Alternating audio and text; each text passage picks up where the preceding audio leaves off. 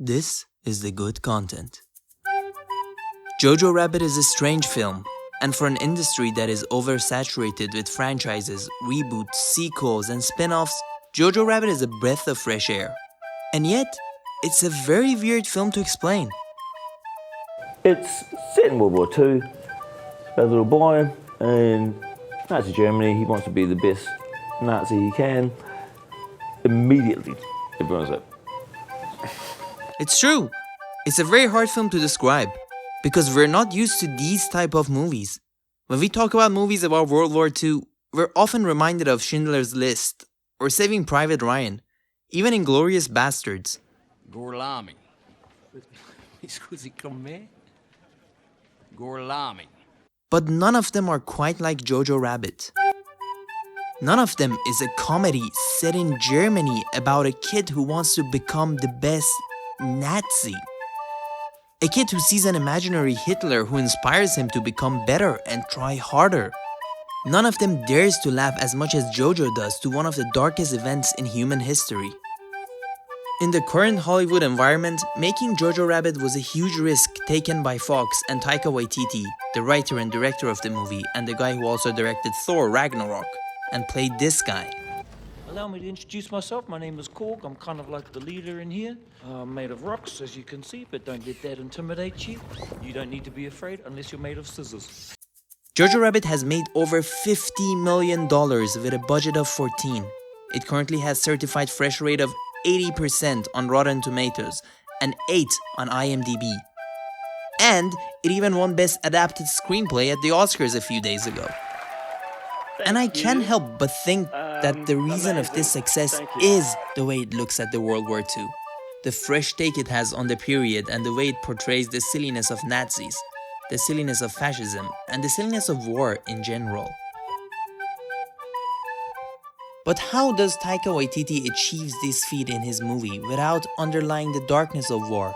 And how does it face tyranny through laughter? Aristotle believed the way to dramatize bad people is not through drama, but through comedy.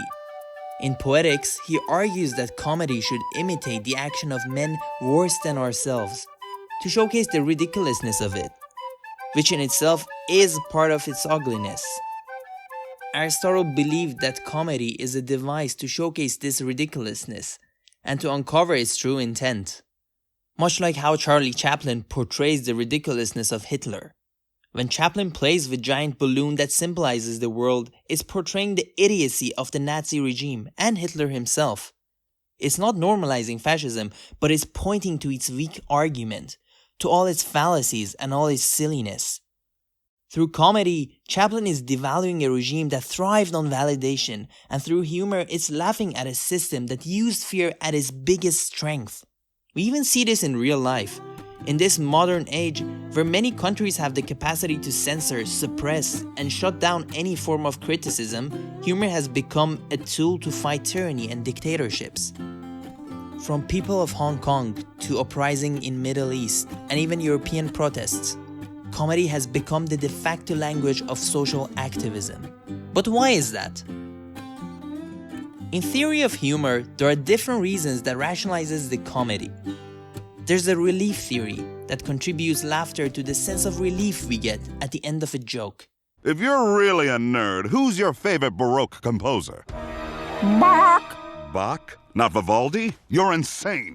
Dodging the bullet, the happy ending, the lack of any real damage. There's the incongruity theory, the subverting of expectations. This is when the joke sets up an expectation in your mind and then goes off to a different route. Kinda like how we all expected season 8 of Game of Thrones to be good and it turned out to be utter garbage. See? It's funny because our expectations were subverted.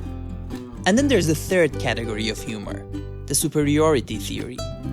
This is the kind of comedy that is achieved by bashing others, based on a difference they have with us, the audience, and then finding joy because of the feeling of superiority that it has brought us.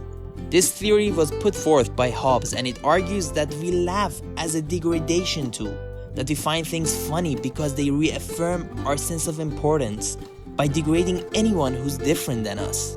Normally, this is not an ideal type of humor. it creates joy at other people's expense. From racial minorities to people with different sexual orientations, it's bad because it marginalizes people and creates a divide that could be toxic in the long run. But this is where this story gets interesting. This is where Jojo Rabbit distinguishes itself as the ultimate superiority humor. Jojo Rabbit is a movie that degrades the world it's set in, mostly by narrating it from a point of view of a kid, contrasting the idiocy of the ideology with the actual humans suffering because of this ordeal, and showcasing all the fallacies of this dangerous belief apparent in its imaginary Hitler. By using the superiority technique, by using laughter to degrade and humor at the expense of the world, Taika Waititi takes away the only tool that gave this vicious regime power and a resemblance of validity: fear. And it reaffirms to the audience that you find this funny because you're better than this. You laugh because you're above all this hatred. It's a movie that degrades the bad and promotes the good. It's a movie that unites the audience by degrading the toxic belief of fascism, all through a form of humor that has no use but to divide. That's how the film begins. That's where the name of the film and the nickname of our main character comes from. Fear is what defines him in the beginning, but through humor we slowly see him overcome the fear, not in the way that was expected of him, but by standing up to the bully, or at least the symbol of bully, and defeating him once and for all. By laughing at the face of our fear, we take away their power. We make them ridiculous. After me. Ridiculous. Jojo Rabbit is a war film that has nothing to do with war.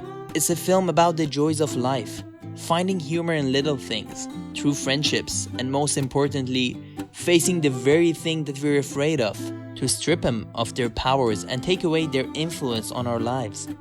Jojo Rabbit is about us standing up to our fears, and what better tool to use than laughter. Thank you so much for watching this video. Please like if you liked and let us know what you think in the comments below. Do you think humor can be a tool to fight those that fear us? Or can it be used to bring people together? We can't wait to hear your thoughts. Also, if you want to see more good content, go to our channel. We're still new, but every week we try to explore good storytelling and how it impacts our lives from the point of view of movies, TV shows, games, or anything with a story. You can even subscribe and hit that bell button to get updated on our future episodes. See you again next week, and goodbye.